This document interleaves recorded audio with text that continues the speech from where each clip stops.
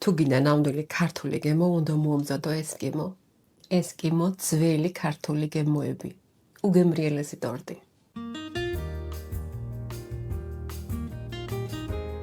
მოგესალმებით აპოლინე სამყაროში. დღეს მინდა გაგიზიაროთ ძალიან გემრიელი და სადღესასწაულო ნამცხვარი სახელწოდებით ესკიმო. ეს რეცეპტი მაქვს ჩემი მეგობრისგან, საუკეთესო მეგობრისგან, რომელიც ესე დღეს აქ უნდა ყოფილიყო ჩემთან და ისევ ჩემს გამო ვერ მოხერხდა ეს, მაგრამ ჩვენ ორესმე აუცილებლად შევძლებთ, რომ სხვა ვიდეო ერთად გადავიღოთ. ესეთი ტრადიციულ რეცეპტია ჩვენი დედები და ბები ხელთ რო წერდნენ როლში და შემდეგ ფერი გადადიოდა როლს და ძლივს რომ კითხულობდი, აი ზუსტად იმდროინდელია. ამ ნაწყვის შესახებ მსმენია დიდი ხანია და მომდერო თქვენთვისაც გამეზიარებინა. ახლა კი დავიწყოთ და ვნახოთ რა გჭირდება ესკიმოს მოსამზადებლად.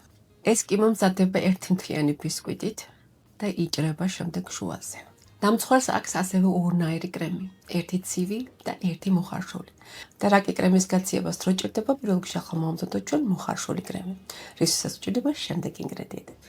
ამისათვის გჭირდება 1 ლიტრი რძე, 250 გრამიდან 300 გრამამდე შაქარი, გჭირდება ასევე 100 გრამი სიმინდის სახამებელი ან 6 სავსე სუფრის კოსი ფქვილი, 2 კვერცხის გული, 250 გრამი კარაქი და ვანილი. ინგრედიენტების ზუსტ ჩამონათვალს ნახავთ დაბლა ინფობოქსში. ახლა კი ქვაფში მოვათავსოთ კვერცხის გული და შაქარი. და ხელისათქვევით გავთქვიფოთ. როდესაც გაითქვიფება, უმატებთ სიმინდის სახამებელს, შემდეგ კი ნელა-ნელა დავუმატოთ უკვე რძე და გავაერთიანოთ ინგრედიენტები, ისე რომ შეკრული არსად არ დარჩეს.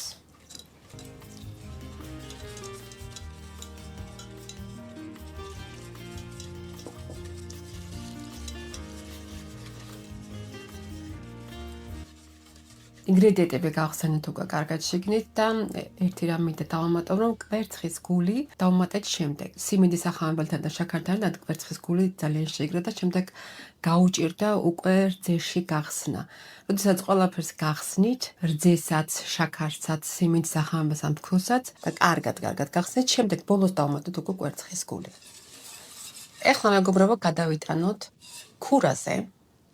საშუალო ტემპერატურაზე, ცოტა დაბლა დაუძიეთ კიდევ, დაბლა ტემპერატურაზე და გამოდმებით ურიოთ.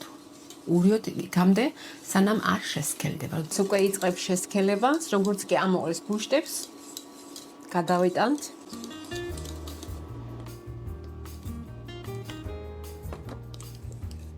და დავუმატოთ კარაქი. 250 გრამი. კარაქს უმატებთ ცხელშივე. და ასე უნდა გავადნოთ შიგნით.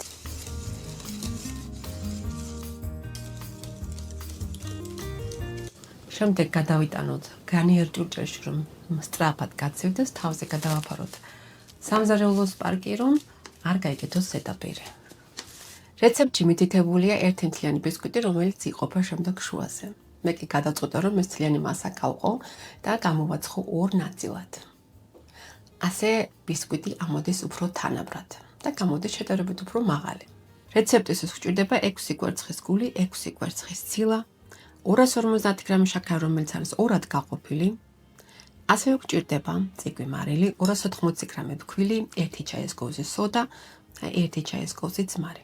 გჭირდება ასევე ვანილი. რეცეპტში რაც არ უნდა გამოგრჩეს, ეს არის რძე. ბისკვიტის მოსამზადებლად გჭირდება ასევე 8 სუფრის კოვზი რძე. ბისკვიტისთვის პირველ რიგში მოვამზადოთ ბეზე. კვერცხის ცილა, რომელიც არის ოთახის ტემპერატურის, გავთქვიფოთ იქამდე, სანამ არ მივიღებთ თეთრ მასას. ბოლომდე არ უნდა გათქვიფოთ. თავიდანვე შაქარი არ დავუმატოთ, წინააღმდეგ შემთხვევაში არ გაითქვიფება. სანამ დავიწყებთ გათქვიფებას, დავუმატოთ წიგვი მარილი. მარილი ხელს უწყობს იმას, რომ კვერცხის ცილის სტრუქტურა მალე დაიშალოს. როდესაც კვერცხის ცილა დაიწყებს ამოსვლას, დავუმატეთ ნელა შაქარი. და მიიყვანეთ იქამდე, რომ გახდეს მყარი ბეზე. კვერცხი ცილა კარგად გაითქვიფა, ნახეთ როგორ არის, ბეზე დგას რომ იტყვიან. ახლა კი მეგობრებო, მოვამზადოთ კვერცხის გულის მასა. ცალკე გავთქვიფოთ კვერცხის გული შაქართან, ვანილთან და მწიგმარილთან ერთად. თქვიფოთ იქამდე, სანამ არ მივიღებთ თეთრ მასას. მე გავუკეთებ ისევ იმ ფეხს, რომელთაც ბეზე გავთქვიფეთ.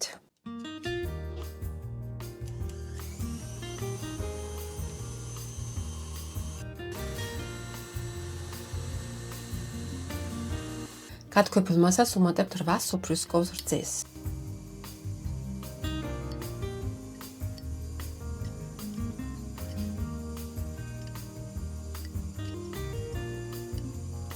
რძე უკვე კარგად შეერია კვერცხის მასას. ახლა უკვე 1 ჩაისკოვს სოდას დავუმატოთ 1 ჩაისკოვს ძმარი, გავხსნათ და სწრაფად გადავიტანოთ უკვე კვერცხის მასაში და აურიოთ.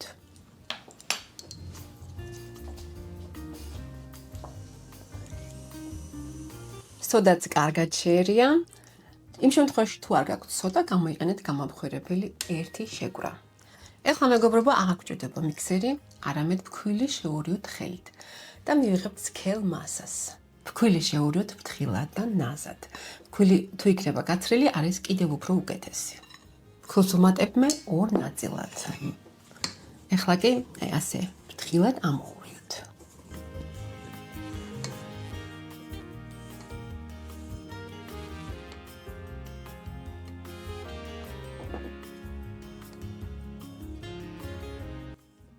მივიღეთ ესეთი სქელი მასა. შემდეგ კი დავუმატოთ ბიზე, რაც შეიძლება ფრთხილად, რომ არ დავაგდოთ ცომის მასა.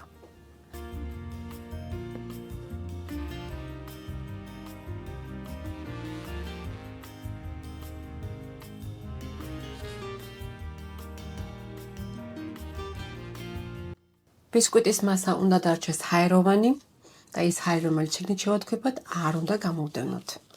ასე ბისკვიტი გახდება უფრო მაღალი და რაც შეიძლება ფუმფულა. ბისკვიტის მასა კარგად უნდა ამოურიოთ, თორემ დაბლა ილექება ხოლმე ფქვილიც და კვერცხის მასაც.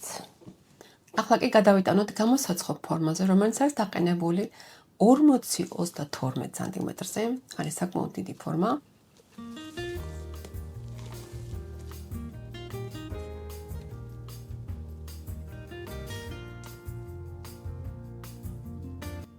ბისკვიტი გამოვაცხოთ წინასწარ გახურებულ ღუმელში 160 გრადუსზე დაახლოებით 30-35 წუთი. როგორც უკვე აღნიშნე, ნამცროსს გვჭირდება ცივი კრემიც, რომელიც მზადდება მხოლოდ 2 ინგრედიენტისგან. კრემისთვის გვჭირდება 200 გრამი ოთახის ტემპერატურის კარაქი და 1 კილა შესქელებული რძე. გვჭირდება ასევე ვანილი. მე ხშირად მაქვს მომზადებული ამ არხზე შესქელებული რძის კრემი და ყოველთვის ვამბობ, ეს არის ცოტა პრეტენზიული კრემი. ამიტომ ჯერ არაკი გათქვიფეთ ძალიან კარგად, როდესაც გათეთრდება და გაორმაგდება, შემდეგ ნელ-ნელა დავუმატეთ უკვე შესქელებული რძე. ჩემთან კარაკი მთელი ღამე იყო ოთახის ტემპერატურაზე. მე სათქვიფად გამოვიყენებ არა აი ამ ფეხს, არამედ ესეთ სილიკონის სათქვიფს.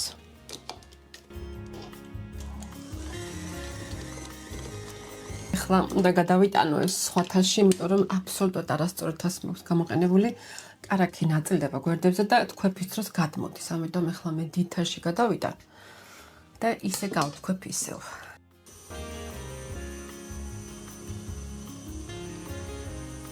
კარაკი კარგად გაითქვიფა, გავორმაგდა და ახლა დავუმატოთ უკვე შესქელებული რძე. დავუმატოთ ნელ-ნელა.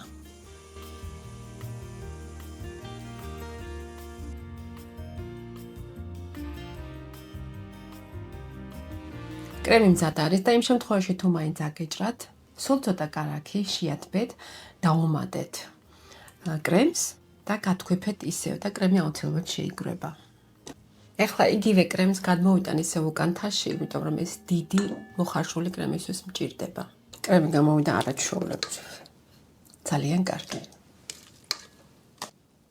ეს გადავდგათ გვერდზე. ამ თასში კი მოვათავსოთ ახლა მოხარშული კრემი. მოხარშული კრემი გაცივდა უკვე. ეხლა გადავიტანოთ ჩვენ იგივე თასში და გავთქვიფოთ. კრემი ვთქვიფეთ დაახლოებით 5 წუთის განმავლობაში. ეხლა მეგობრებო, ეს 2 კრემი უნდა გავაერთიანოთ ერთმანეთში და ეხლა მე არ დავიწყებ ამის მიქსერით შეთქვიფად, არამედ ფრთხილად გავაკეთებ ხელით. ასე მირჩევნია თავს დავიწყო უბრალოდ.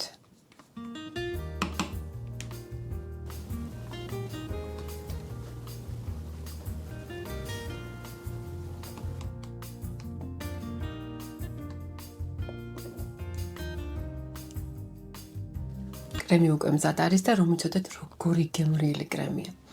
არ არის ძალიან სქელი, მაგრამ ცოტა ხანი დავდგავთ, რომ ცოტა შესქელდეს. კიდევ დავუმატოთ ცოტა ვანილი. ერთი ბისკვიტი უკვე გამოცხვა, ესეთ უნდა მოვდოდოთ კიდევ ერთი ცალი, რომ გქონდეს საბოლოოდ ორი ბისკვიტი. ეს უნდა გავაციოთ ახლა ძალიან კარგად. უნდა დაიცვენოს, უნდა იყოს სტაბილური და შემდეგ შეგვიძლია უკვე რომ დავკრემოთ. ორივე ბისკვიტი გამოცხვა უკვე, მეორე ბისკვიტი გამოცხვა კიდევ უფრო მაღალი ვიდრე პირველი. მეგობრებო, საკმაოდ მაღალი ბისკვიტები გამოდის და თუ კი დაგჭირდათ სხვა რეცეპტებში შეგიძლიათ თავისუფლად გამოიყენოთ, არ ვარდება, არის ძალიან სტაბილური და ძალიან კარგი. კარგად ამოდის. ნახეთ, რამდენად კარგი ბისკვიტია, ამის შუაზე გაჭრას ძალიან თავისუფლად შესაძლებელი და გამოვა ორი ფენა. ეხლა ვფიქრობ მე რა უნდა გავაკეთო, რადგანაც ესე ძალიან მაღალია, ვფიქრობ რომ თავი გადავაჭრა. თავს ისედაც გადავაჭრიდი და მოვაჭრიდი უბრალოდ, იმიტომ რომ უკეთესად შეიწოვოს კრემი და გაჭრის დროს ეს ზედაპირი არ იქნება ესეთი ლამაზი. ახლა დავნამავ, რა კი ბისკვიტები ცოტა სქელია, დავნამავ. არის ჩვეულებრივი რძე. თქვენ შეგიძლიათ შესქელებულ რძეზე წყლის ნარევით რომ დანამოთ, მაგრამ ჩემთანაკი მე მგონია რომ საკმაოდ ტკბილია როგორც კრემი ისე ბისკვიტი, ამიტომ მხოლოდ რძეს გამოვიყენებ. ეს არის თქვენს გემოვნებას დამოკიდებული. დანამულ ბისკვიტზე გადავიტანოთ ზემოდან ვანილის კრემი. კრემი არის საკმაოდ ბევრი, ასე რომ არ დაინანოთ. შეგიძლიათ რომ მდიდრულად და ბარაკენად მოალაგოთ, წაუსვათ ზემოდან.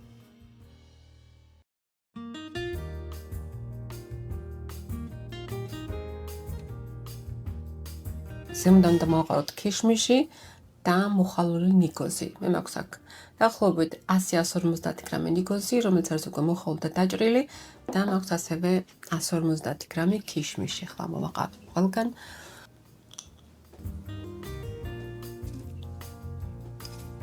ისევე როგორც პირველი ბისკვიტი, მეორე ბისკვიტიც დავნამოთ ახლა. შემდეგ კრემით ხლად გადავანაწილოთ ზედ.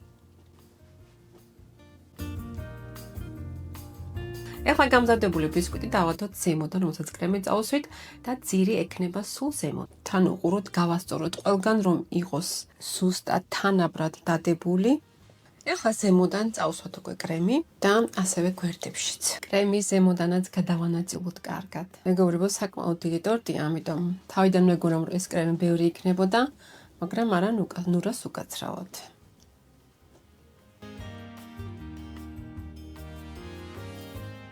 ახლა ამას მეგობრებო მოვაყაროთ ზემოდან ქიშმიში, მოვაყაროთ ნიკოზი და მოვასხათ უკვე მინანქარი.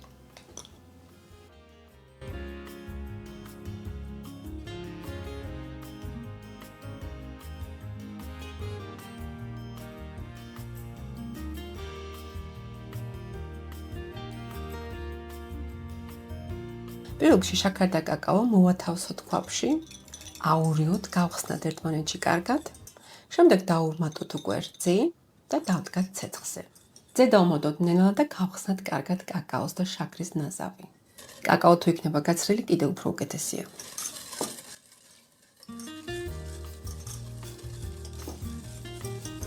გადავიტანოთ ქურაზე, საშუალოზე დაბალ ტემპერატურაზე და გამუდმებით უურიოთ. როდესაც წამოდუხდება, შემდეგ უკვე დავუმატოთ კარაქი.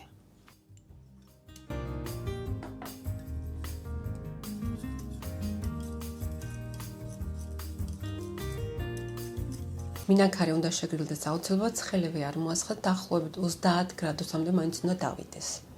ტორტი უკვე მზად არის, თითქმის, ახლა დაგვრჩა ბოლო შტრიხი, ეს არის მინანქარი, რომელიც მოვამზადეთ და მოვასხათ ზემოდან. მინანქარი არის კარგად გაცილებული, დაახლოებით 30 გრადუსზე უკვე ჩემთან. ახლა ჩვენ ესე ზიგზაგებად მოვასხათ და შევდგათ შემდეგ უკვე მაცივარში. ახლა თუ სადმე არ მოგწონთ, მაგალითად შეგიძლიათ ეს რომ შეასწოროთ, მაგრამ ახლა სულ არ მინდა რომ დავფარო თავიდან ბოლომდე. ახლა მეგობრებო, მოვათავსოთ მაცივარში მთელი ღამის განმავლობაში და ჩვენ შევხვდებით ერთმანეთს მომავალ დღეს.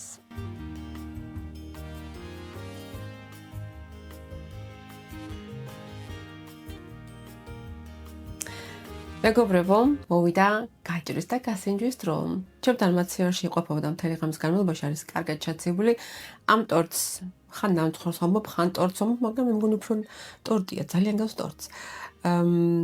ჭირდება მაცივარი. ეს არის უფრო მაცივრის. ნუ სანამ მიირთვევთ იქამდე დაახლოებით 1 საათი ადრე გამოდგით გარეთ. მოკლედ ახლა გავჭრა და ვნახოთ არის თუ რომ მართლა ისეთი გემრიელი როგორც აქებს ჩემი საუკეთესო მეგობარი უკვე წლებია.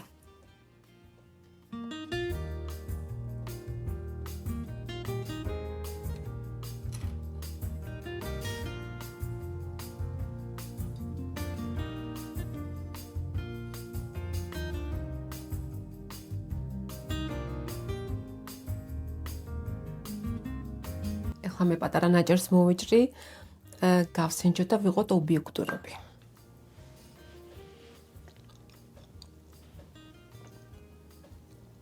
ნამდვილი ქართული ტორტია. ასე მგონია რაღაც არომატ საიდანდა. შეიძლება კონიაკი. ქიშმიშის გემო არ იგრძნობა. ქიშმიშის სიტყვა იგრძნობა ძალიან. ვისაც ქიშმიში არ გიყვართ, ახლა ვიგეთყვით, რომ საერთოდ დაიკარგა ქიშმიში, საერთოდ არ იგრძნობა, მაგრამ ნიკოს იგრძნობა სამაგერთ ხალხოთ, ისეთი გემრიელია. ისეთი გემრიელია ვერ წარმოგიდგენთ. მე ახლა დაგემშვიდობები და ჩვენ შევხვდებით ერთმანეთს მომავალ ვიდეოში. თუ მოგეწონა დალაიქე და გამოიწერე არხი, რომ არ გამოტოვოთ ახალი ვიდეო რეცეპტები. დროებით.